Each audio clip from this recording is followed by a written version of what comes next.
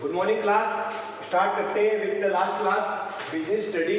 Chapter था contract, topic था अपना coercion, legal provision related to coercion, legal provision related to fraud, legal provision related to undue influence. ये क्या है बेटा? ये है फ्री कॉन्सेंट, जो कल टॉपिक पढ़ा था फ्री कॉन्सेंट। उसके कुछ पॉइंट्स बताए थे आपको। I think here are given the 4 points. The first one is the free consent without any coercion, free consent without any fraud, free consent without any undue influence और misrepresentation. ये 4 point थे, तो इनको एक एक करके अपन पढ़ते हैं। पहला पॉइंट है legal provision related to coercion. ये क्या होता है? कोरिएशन क्या होता है? कोरिएशन होता है उत्पीड़न, मतलब दबाव लगाना। तो बड़े ध्यान से सुनना कि जब किसी व्यक्ति के द्वारा किसी दूसरे व्यक्ति के साथ किसी भी प्रकार का एग्रीमेंट किया जाता है और वो एग्रीमेंट वो जानबूझकर नहीं करना चाहते, फ्री सहमति स्वतंत्र रूप से नहीं करना चाहते, किसी के दबाव से करना चाहते हैं। It means there are the 2 person, the 1 person do not want to agreement but the agreement is done due to any coercion. अब कोरिएशन होता क्या है? First point, it is committing और थ्रेटिंग, इट इज कमिटिंग और threatening to commit any act forbidden by the IPS. देखिए IPC क्या लिखा हुआ है? Indian penal code. Indian penal code मतलब भारतीय कानून के तहत किसी भी प्रकार की कोई धमकी या धमकी देने की आकांक्षा, अगर कोई ऐसी चीज कॉन्ट्रैक्ट में लिखी हुई है, आईपीसी में लिखी हुई है कि ये कोई भी काम, ये सही काम नहीं है, तो इस टाइप का कोई भी इट इज कमिटिंग और थ्रेटिंग टू कमिट, किसी कार्य को गलत तरीके से करना या करने की भावना रखना, जो कि आईपीसी में बाकायदा लिखा हुआ ये गलत है। उस तरीके से अगर आप कोई किसी व्यक्ति को दबाकर किसी के साथ कोई एग्रीमेंट करते हो, जानबूझ कर दबा के एग्रीमेंट करते हो, तो वो एग्रीमेंट फ्री कंसेंट नहीं कहलाएगा। दूसरा, unlawful detaining any property. Unlawful का मतलब होता है आप किसी की प्रॉपर्टी को इलीगल तरीके से डिटेन कर लेते हो, मतलब रोक लेते हो। Unlawful detain any property. Suppose कीजिए आपके पास या आपके दादाजी ने बड़े भाई के नाम रजिस्ट्री करा दी थी जमीन में। पहले क्या होता था, बड़ी जमीन को छोटे टुकड़ों में बांटने के लिए लगान को बचाने के चक्कर में जो गार्जियंस होते थे वो बड़े बेटे के नाम करवाते। उसके बाद में दिक्कत क्या आती थी कि वो प्रॉपर्टी होती थी चारों बेटों की, मान लो लेकिन वो क्या करते हैं, रोक लेते हैं। या फिर मान लो कोई इलीगल तरीके से कोई गुंडा है, मवाली है या कोई मर्डरिस्ट है, ये लोग क्या करते हैं, किसी की प्रॉपर्टी को रोक लेते हैं। और थ्रेट टू शूट मतलब गोली मार दूंगा, ऐसा कुछ आपने फिल्मों में देखा होगा। मर्डर कर देंगे, थ्रेट धमकी कर देंगे। थ्रेट टू हर्ट, इंजर्ड करना, गाड़ी से टकरा देना, रेप करना, थेफ्ट करना। ये देखो, theft, rape, threat to hurt चोट मारने की धमकी देना, मर्डर करने की धमकी देना, थ्रेट टू शूट करने की धमकी देना और प्रॉपर्टी को रोकना। ये जो वर्ड्स यूज हो रहे हैं ये क्या है?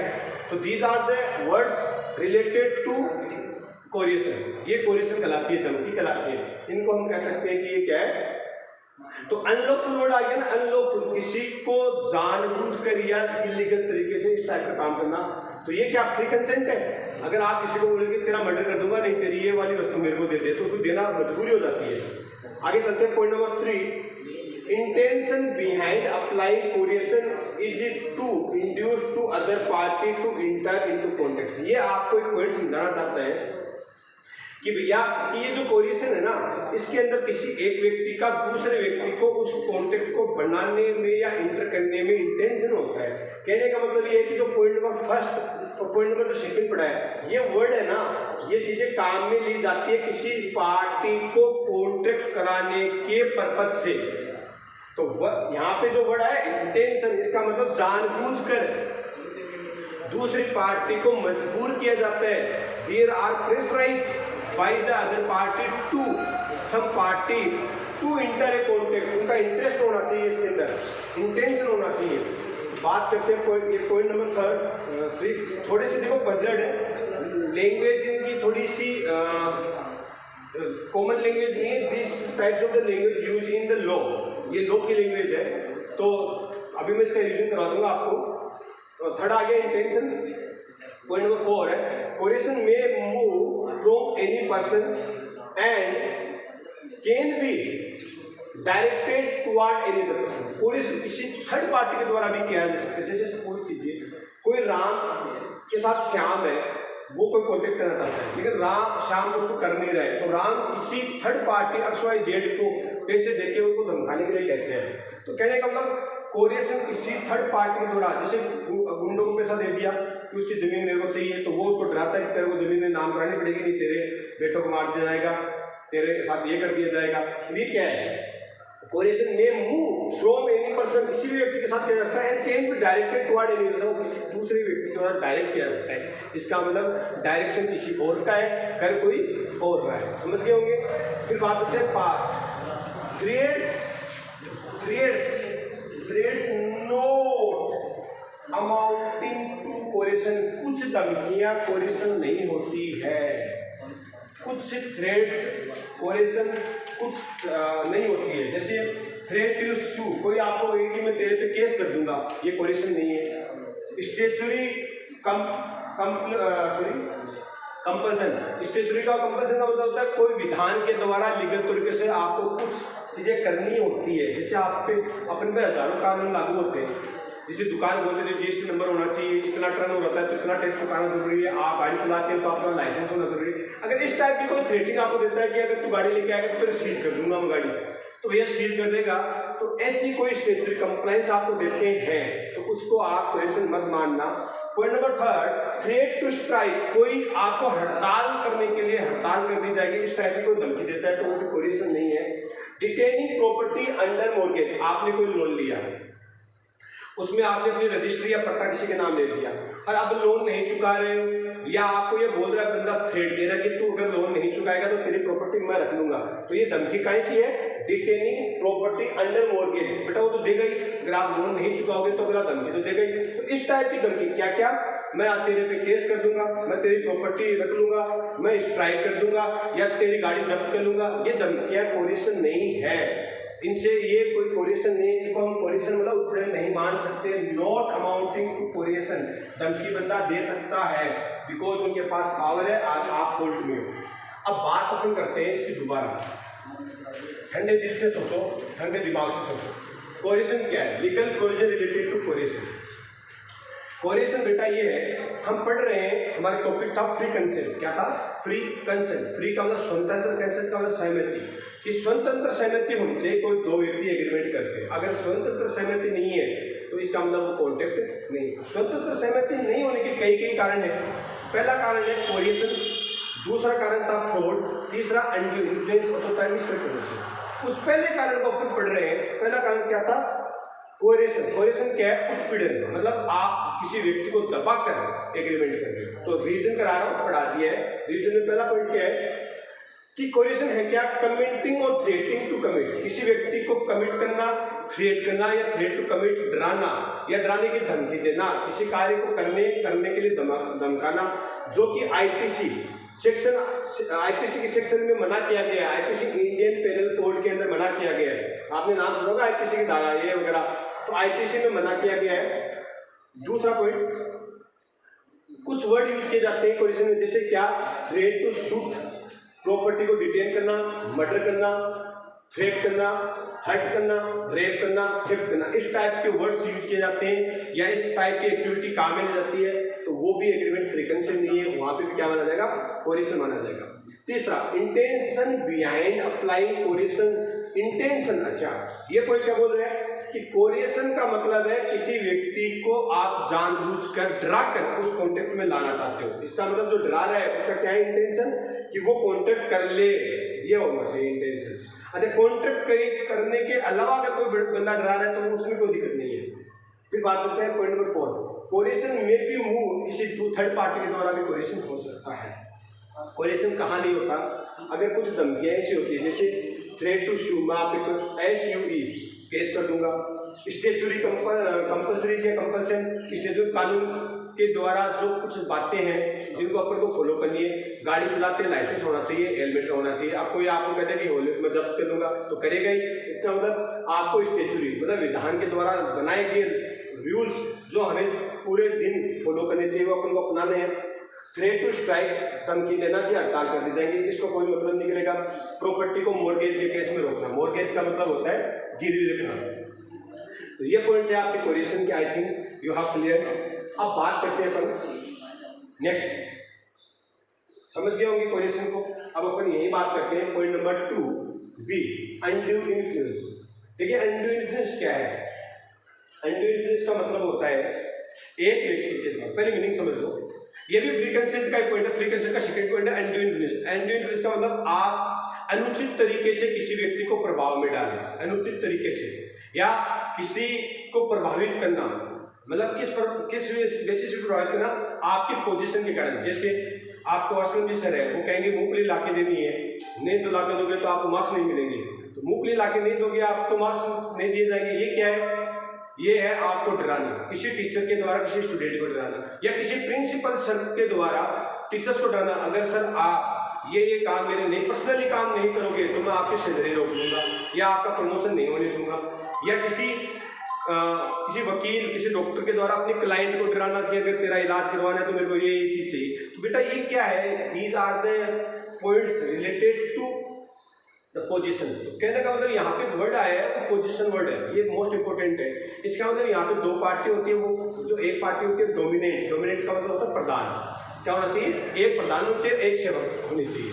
देखिए अपन बात करते हैं इसमें क्या लिखा हुआ है, a contract is said to be induced. Undue influence को शॉर्ट में कहा इंड्यूस्ड। एक कॉन्टेक्ट को इंड्यूस कहा जा सकता है, प्रभावित कहा जा सकता है बाय इंड्यू इन्फ्लुएंस वेयर। क्या कहा जाता है? अनड्यू इन्फ्लुएंस कहा जाता है where the relation subsisting, subsisting मतलब स्थित है, रिलेशन का मतलब संबंध स्थित है, between the parties are such that one of the party, मतलब पार्टियों के बीच में रिलेशन सबस्टेंस कर रहा है, और वन ऑफ द पार्टी जिसमें से एक party in a position to dominate, in the position of dominate को अंडरलाइन कर रहा हूं बेटा, ध्यान से सुनना कि उसमें से दो पार्टी है, दोनों के बीच में रिलेशन है, और उन दोनों पार्टियों के रिलेशन के बीच में एक पार्टी किस पोजीशन पे है? डोमिनेट का मतलब प्रधान है। प्रधान का मतलब मैंने बता दिया, पेरेंट्स हो गए, क्या हो गया? टीचर हो गया, प्रिंसिपल हो गया, क्लाइंट के लिए क्या हो गया? एम्प्लॉय के लिए एम्प्लॉयर हो गया। तो ये हो गया आपका position. The will of the other, और दूसरा वाला एंड यूज, दूसरे के ऊपर, and use that position to obtain an advantage over the other. क्या कह रहे हैं? अनफेयर, दूसरा व्यक्ति के ऊपर जो प्रधान पार्टी है वो क्या ले रही है? Unfair advantage. इसका मतलब गलत तरीके से अपने पोजीशन का फायदा उठाते हुए वो उस व्यक्ति को काम में ले रहा है, तब अनड्यू इन्फ्लुएंस। समझ गए? तो अनड्यू इन्फ्लुएंस क्या होगा? There are the two parties, between them there should be relation substance, relation होना चाहिए। वन पार्टी क्या होनी चाहिए? द पोजीशन लेवल होना चाहिए। क्या पोजीशन होनी चाहिए? डोमिनेट होनी चाहिए, और अदर पार्टी उसकी सर्वर होनी चाहिए, नीचे की होनी चाहिए, और जो पोजीशन वाली पार्टी है वो क्या होनी चाहिए बेटा? Get obtain the unfair advantage, unfair advantage प्राप्त कर रही है किससे बेटा? अदर पार्टी से। तब क्या कहलाएगा? आपका अनड्यू इन्फ्लुएंस कहलाएगा। Section 16 I think clear. एक बार दोबारा सुनो, मतलब एग्जाम्पल के रूप में मैं आपको बताता हूँ। जैसे डीआईजी लोग होते हैं, डीआईजी समझते हो, या एसपी मान लो, अपने नीचे के कलीग्स को या किसी क्लाइंट को, सेल टैक्स वाले, इनकम टैक्स वाले, पब्लिक को भी परेशान करते हैं, अपने नीचे वाले को परेशान करते हैं। कहने का मतलब क्या है? उनके पास पावर होते हैं, तो पावर और पोजीशन का जो डोमिनेट पार्टी होती है वो नीचे की पार्टी को, अंडर की पार्टी को किसी फायदे के लिए दबाना क्या कहलाता है? Undue influence. अब चलते हैं, ये 3 पॉइंट है। 3 पॉइंट इसी जो डेफिनेशन है मीनिंग में से निकाल के लेके आया हूँ। 3 point relationship between master and servant, मतलब ये जो है उसमें दो पार्टियां थी, तो एक तो नीचे मास्टर का मतलब क्या होता है बेटा, और सर्वेंट का मतलब दो। मास्टर का मतलब ऊपर वाला और सर्वेंट का मतलब नीचे वाला। मास्टर का मतलब उनको डायरेक्ट करने वाला, सर्वेंट का मतलब उनके नीचे काम करने वाला। ये रिलेशन होना चाहिए। तो ये रिलेशन किस किस में हो सकता है? पेरेंट्स में, बच्चों में हो सकता है, टीचर में, स्टूडेंट में हो सकता है, प्रिंसिपल और टीचर में हो सकता है, या एम्प्लॉय में हो सकता है, एम्प्लॉयर और एम्प्लॉय में हो सकता है, डॉक्टर और पेशेंट में हो सकता है, वकील, एडवोकेट और क्लाइंट में हो सकता है, सीए और क्लाइंट में हो सकता है, पुलिस अधिकारी और पुलिस के बीच में हो सकता है, पब्लिक के बीच में हो सकता है। तो मास्टर और सर्वेंट का रिलेशन होना जरूरी है। दूसरा फादर एंड सन, देखो इसमें नाम ही आ गया father and son. Solicitor and client, solicitor के अंदर आपके डॉक्टर प्रोफेशनल व्यक्ति आ गए हैं। फिर एक वर्ड हो रहा है mental capacity by the reason of age. कई बार क्या होता है बूढ़े हो जाते हैं लोग, मेंटल कैपेसिटी उनकी काम नहीं करती है, मतलब वो दे आर नॉट गेटिंग या we can say the capability of the understanding, उनकी अंडरस्टैंडिंग की कैपेबिलिटी नहीं होती है। तो उनको आप क्या करते हो, प्रेशराइज करते हो, डराते हो किसी काम को करने के लिए। तो ये भी क्या हो सकता है आपका एंटी इन्फ्लुएंस हो सकता है। अब बात करते हैं point number 3, legal provision related to fraud. Fraud का मतलब होता है, आपको पता है, कपट, दोषी करना, भ्रष्टाचारी करना, ये सारे वर्ड इसके अंदर आ गए। फ्रॉड करना, तो फ्रॉड क्या है? Fraud includes any of the following act committed by a party to a contract or with his convenience or by his agent with the intent to deceive or to be include a person to enter a contract। देखो इसने क्या कहा है, किसी एक व्यक्ति के द्वारा या अपने एजेंट के द्वारा, किसी एक व्यक्ति के द्वारा या उसके अपने एजेंट के द्वारा किसी दूसरे व्यक्ति को जो काम कमिट करना है जो कि गलत है, जो कि गलत है, मतलब गलत काम है लेकिन वो सही बता रहे हैं, खुद के द्वारा या उसके एजेंट के द्वारा किसी थर्ड पार्टी को या जिसके साथ कॉन्टेक्ट करना चाहते हैं उस व्यक्ति को उस कॉन्टेक्ट के अंदर लाना। देखिए बेटा एक्चुअली में क्या है, ये are the problem of the language, ये लोग की लैंग्वेज है, यहाँ पे आपको ऐसे सीधी सीधी लाइन में नहीं लिखा हुआ मिलेगा कि ये फ्रॉड क्या है। तो आपको समझना है फ्रॉड का मतलब ये है कि मैं किसी व्यक्ति के साथ कॉन्टेक्ट करना चाहता हूँ और मेरा मकसद क्या है, गलत। ये समझ लो कि मैं किसी व्यक्ति को कमिट किया कि ये काम करना है जो कि गलत है। क्या जो का मतलब हुआ वो काम गलत है, गलत काम था या मेरे फायदा था, उसमें नुकसान था अगले का, तो उस काम को मैं सही बताकर किसी व्यक्ति के साथ या मेरे एजेंट के द्वारा उसको सही बतवाकर उस व्यक्ति के साथ मैं किसी कॉन्ट्रैक्ट के अंदर इंटर हो रहा हूँ, एग्रीमेंट कर रहा हूँ, वो क्या कहलाएगा, आपका फ्रॉड कहलाएगा। तो फ्रॉड आज इतना ही पढ़ाएंगे, अपन समझने की कोशिश करना, कल अपन इसको डिटेल में पढ़ेंगे। Thank you so much. कल सबके रिप्लाई आए थे, मोस्टली बच्चों के आए थे, शायद आई थी, सबने किया होगा, समझ में आया। कंटिन्यू करना इनको, सबको आपको नोटबुक में उतारना है भैया, सारी जितनी भी क्लासें उनको सबको चेक करूँगा, नोटबुक में चाहिए मेरे को नोट्स नहीं बनाने वाला हाथ से, आपको खुद को उतारने में बोर्ड पे लिख रहा हूँ बाकायदा एक लाइन, ये उतारना है, इतना इनफ है, आपको किताब में कुछ नहीं देखने की जरूरत है, ये उतार लेना, इसकी पिक सर भेज देंगे आपको, ठीक है। Thank you so much.